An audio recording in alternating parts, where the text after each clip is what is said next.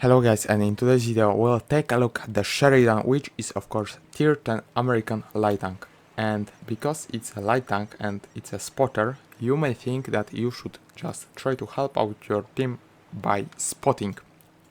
But unfortunately you would be wrong. This tank is amazing at doing damage, and with this gun, of course the smaller one, when you don't have as good conditions for spotting, so maybe some of the close maps, you just take the damage dealing setup and you farm your opponents. In this video I will show you how to do it. I will show two battles in which I did more than 10k damage combined, so if you wanna see them, just wait for a bit. And now you may ask questions, why is this tank so good at dealing damage? And there are a few reasons.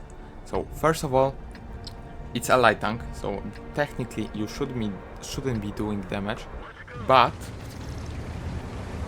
sometimes you just can't spot too much. For example, as you can see now, we have Mannerheim line.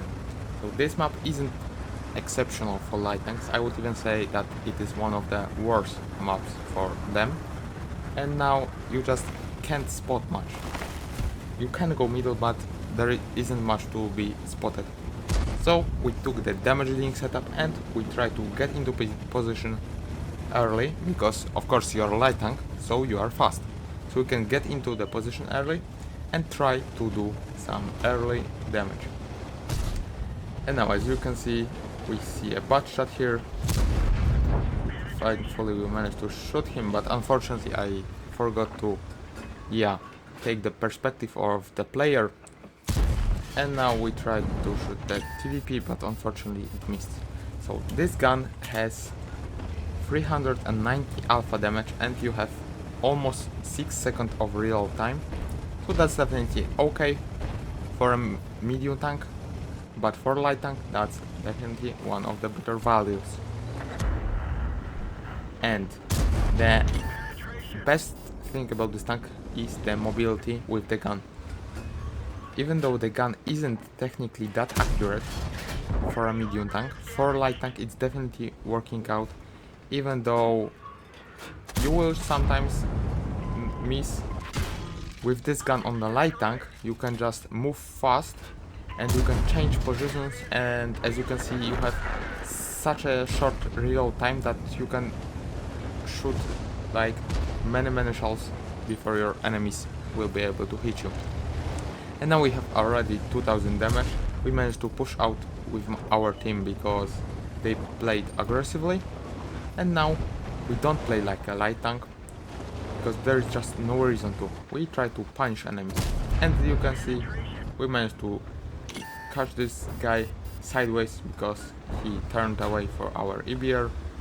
Of course we have hits, and that is the thing about this tank. The gun is very nice at shooting close and far away. So as you saw, we were able to hit the Centurion Action X in the cupola. And now I think we have about 3000 damage, and we try to help our 260 because he died. Unfortunately we got shot, but we did some damage. And again, I should probably be going back, but unfortunately I didn't do that. But still, it isn't that bad. We still have some HP left. We have 3000 damage that is seen already. I think we made a blind shot, so that will be close to 4k. And now, because we are only alone here with the TVP, I'm decided to go back and try to outspot them. And that is another thing about this tank. You have great camo values because of course you are light, so you can move unspotted most of the time. And now we are just farming this T57 because we of course managed to get unspotted thanks to our camo. And now the gun and the DPM went in. Thanks to of course the real time of this gun, we managed to shoot him I think 3 times, and thanks to that we have already 4500 damage. So even though it doesn't feel like it, in this short amount of time we managed to farm so much. And that is the powerful thing about this tank. Even though it doesn't look like it will be a great damage dealer, because it's a light tank, so it has great camo values and it has exceptional mobility, you can just flank your enemies and try to go into the position that you wouldn't be able to go with a medium tank. Also, you have 1700 HP, which is definitely great for a light tank. And now, because we are of course winning, I pushed up and tried to do some more. And yeah, the battle is already won. As you can see, we have 4500 damage. We managed to spot 1000, and that is just pure assistance when we were shooting someone. So that is another reason just to do damage, because you will just help your allies sometimes, even if you don't mean it. And now the battle is closing in. We want to do as much damage as possible. Of course, the enemies are in the corner, there are always some of them. And now, unfortunately, the shot missed, but we managed to spot this guy. So, another assistance damage, and that is another reason that this tank is also good, because even though it doesn't have a great camo values for a light tank, it has great range, so you can definitely spot some enemies. Now I tried to blind fire someone. I don't know if it went in, but now we can see a gorilla. I tried to shoot fastly, but unfortunately it didn't hit. I thought that my teammates would destroy him already, but they didn't, so I just took the blind shot and killed him. And now the E4 is left. We have 4000, as you can see, damage here. I'm not picking him because I think he has a shell, but I don't really know. I will wait for it, and now he's stunned, he doesn't look at me, so I shot him. And as you can see, we have 2000 assistance, even though we weren't purely doing that. We have 4500 damage, even more, and that is just how you can use this tank. So even just not by spotting, but trying to do as much damage, because if you do as much damage, you will also help your team. So now for the results of this battle, as you can see, we managed to hit some blind shots, 5300 damage, 2 kills, 2000 spotting almost. Maybe we didn't spot much of the vehicles, but we definitely helped our team win. Even though only 1000 base XP, with this damage output we definitely helped our team win. If it weren't for us, who knows where the battle would went. We are of course first by the base XP, first by the damage, and we even made some credits. Of course I had reserves, but unfortunately I had to fire some gold shells, and that is the main drawback of this tank, because you are a light tank, you don't have much penetration. So now for the second battle we have Abby. And now the plan is, we are the only light tank, but again this map is not for spotting. So we take the damage dealing setup and we try to do something important. And on this map you can go in two ways about playing light. So you can go on the left side near the water and you may try to help your allies, but I decided to take the middle. And it is also an important position, because if you let the enemies have it, they can just own all of your allies that push the water, and your allies wouldn't be able to do much. So with the Sheridan I decided to go here. As you can see, the manticore of enemies decided to go on the water, but there isn't really much spotting that there can be done. So now we have to just wait, see for the opportunities. We have fast reload time and a nice gun, so we should be able to definitely do some important damage. And now we are just waiting, maybe for the guys from the enemy team to push up into the water. Maybe we will spot somewhere over here. Of course, if you are here, you have to watch out to not get spotted by those tanks that will be here, because if they will be close than 15 meters to you, you will get auto spotted and some tank destroyers from the base may be able to kill you. And I decided to go back because the enemy heavy tank pushed up. I shot, but I don't know where the shell went. Unfortunately, it just something happens. But this guy didn't react in time and we managed to put a one shell into him. And now, thanks to the fast reaction and fast reload time of this gun, we managed to put 2 shells into him. So that's a good start. Now we are waiting to be unspotted. As you can see, he didn't shot because I waited for 10 seconds and he couldn't see me.